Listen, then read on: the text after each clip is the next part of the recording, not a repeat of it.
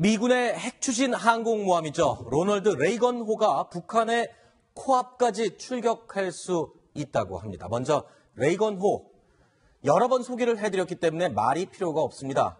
떠다니는 군사기지라고 불리고 있고요. 군용기 80여 대가 탑재 가능하고 동시에 뜨고 내릴 수 있습니다.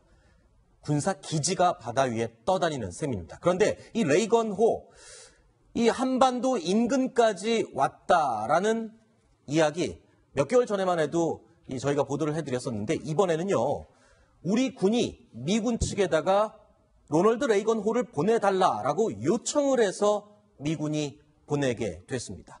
자, 먼저 요청을 해서 보내줬다. 그리고 얘기 들리는 얘기로 의하면요, 북한에 가장 근접한 곳까지 전개할 수 있다. 어떤 의미를 갖고 있습니까? 네, 우선은 지난번에 아사히 신문에서 우리 측 요청으로 미국이 B-1 폭격기를 보내지 않았다는 보도가 있었습니다. 그랬었죠. 그건 한미 어떤 동맹 체제의 조금 이격으로 들렸는데 네. 이번엔 반대 현상이 나타난 거죠. 네. 지난번 아사히 신문 보도를 우리 정부가 완전히 부정하지 못했습니다. 네.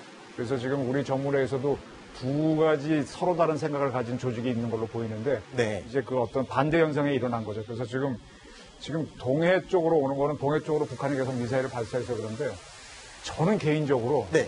서해로 백령도 부근까지 가졌으면 좋겠다 이런 생각을 하고 있습니다만 우리 정 의장께서는 동해 쪽으로 지금 부탁을 하신 걸로. 혹시 얼마 전에, 불과 한 열흘 전에 북한이 연평도, 백령도 점령 작전을 펼치지 않았습니까? 그것 때문에 지금 말씀하신 건가요? 그래서 저는 지금 그 연평도 서해 5도 공격 네. 작전을 연습해서 핵실험하기 전에 했거든요. 그랬죠. 저는 핵실험 이후에 어떤 도발을 한다면 서해 5도, 특히 두 섬, 대연평도를 한번, 왜냐하면 공격을 해도 핵무기가 있으니까 우리가 대응 못할 거다.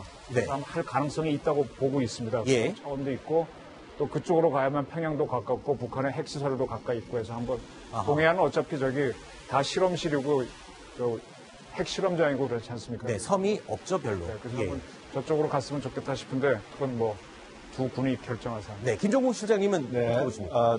서해안으로 들어오는 거는 뭐 실익이 별로 없습니다. 아하. 뭐 북한에 대한 압박은 충분히 됩니다. 네. 그리고 평양이 가깝기 때문에 더 큰 압박이 되겠지만, 네.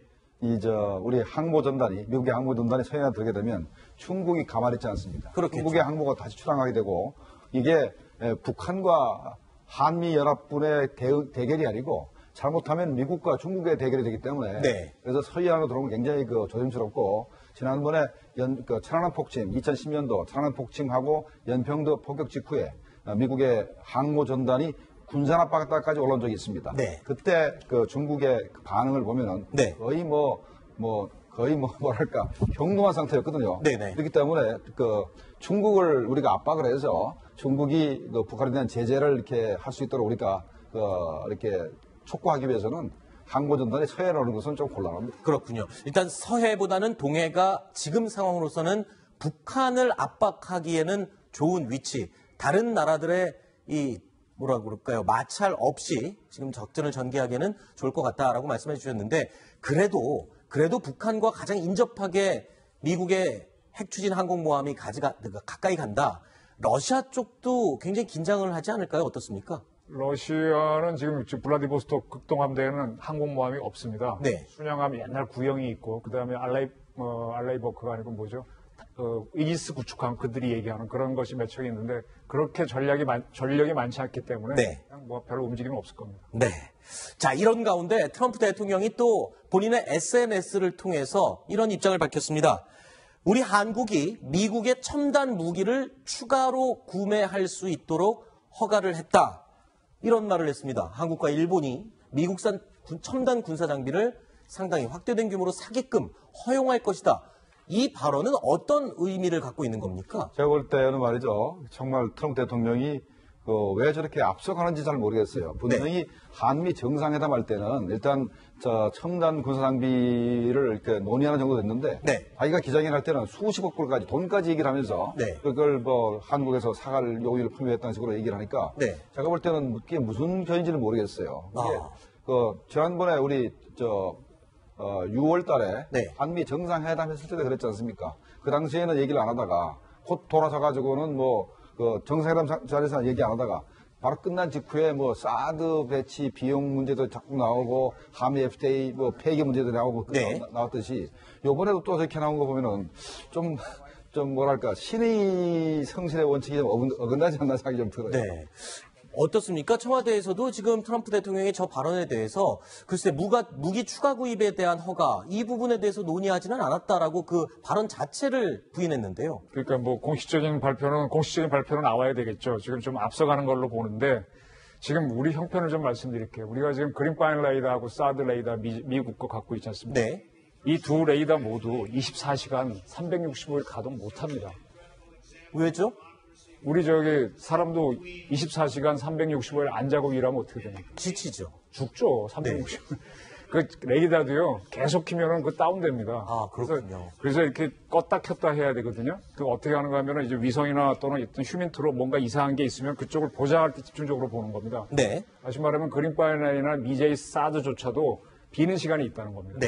그래서 그런 것들 때문에 우리가 지금 이제 화면에 나오는 글로벌 호크나 F-35나 팩3도 지금 필요하지만 사드 레이더가 더 필요한 게 또 맞습니다. 네. 그다음에 일본에서는 역시 같은 이유로 이지스함에 올라가는 SM-3 어쇼라고 네. 지상에 그건 훨씬 더 요격 미사일 말씀하시는 거죠? 아닙니다. 그 지상에 배치하는 이지스 레이더라고 보시면 레이더 말씀하시는 거죠? 그 이지스함에 탑재하는 레이더는요. 네. 뭐 1000km를 뭐니 그러는데 그게 좁은 각도로 하나만 볼 때만 1000km고요. 네. 넓은 각도를 쫙 펼쳐보면 확 줄어듭니다. 아하. 오히려 사드보다 좁다고 할 정도로 좁아요. 네. 근데 이게 지상에 배치하면 넓게 해도 많이 볼 수가 있거든요. 그래서 일본도 그런 필요가 있어서 아마 그런 무기들 실질적으로 두 나라가 모두 필요하니까 네. 지금 여기 화면에 나온 팩3나 글로벌 호크나 F-35는 이미 한국이 도입하기로 한 거니까 네. 저거 이상일 거라고 저는 생각을 하고 있습니다.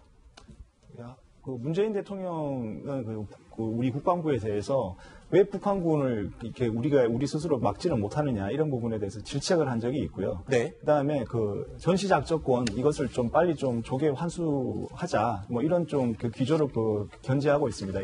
이런 차원에서 본다면 한국형 미사일 방어 시스템이랄까 이런 것들에 대한 어차피 구매라든지 이런 거는 네. 불가피하게 따라올 수밖에 없습니다. 그리고 가장 큰 무기의 어떤 생산처 같은 경우에는 미국일 수밖에 없고요. 네. 그래서 이 양 정상 간의 그런 대화의 과정에서 그런 무기와 관련된 네. 그런 언급들이 아마 있었지 않았을까. 아. 그러나 명시적인 그런 언급은 없었기 때문에 청와대에서 저렇게 반응하는 것이고요. 그런데 조금 이해가 안 되는 건요.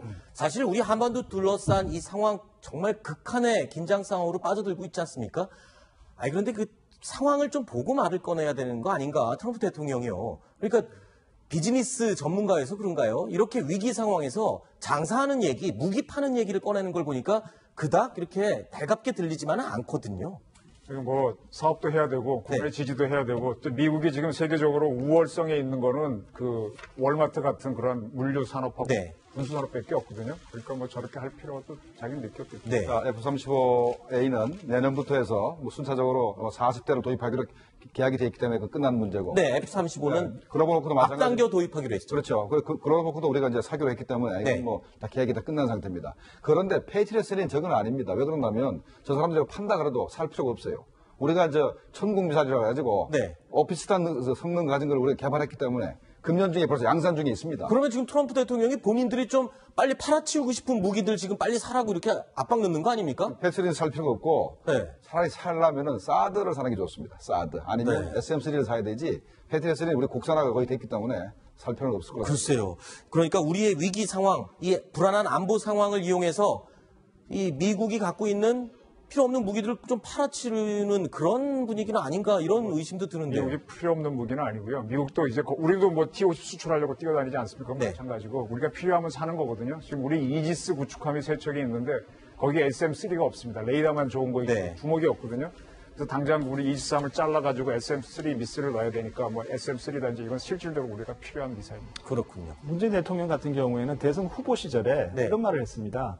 북한이 6차 핵실험을 만약에 한다면 상당 기간 남북 대화는 불가능하다. 네. 이런 얘기를 했습니다. 그래서 지금까지 문재인 대통령은 대화와 제재를 병존하는 이런 메시지를 줄곧 제시해 왔는데 이 6차 핵실험 이후에는 초기에는 청와대에서 대화와 제재의 병존이라는 이런 메시지가 나왔지만 점점 시간이 갈수록 그렇죠. 문재인 대통령의 의지는 좀 확고해지는 것 같습니다. 네. 지금은 대화는 얘기할 때가 아니다. 네. 그래서 이러한 맥락, 이러한 강경한 북한에 대한 강경한 모습을 보여줄 필요가 있다. 이런 맥락에서 레이건호 같은 경우에 이제 북한 영토 부분까지도 이렇게 그 진입을 시키자라는 네. 이런 그 이야기가 나오고 있는 것 같습니다. 네.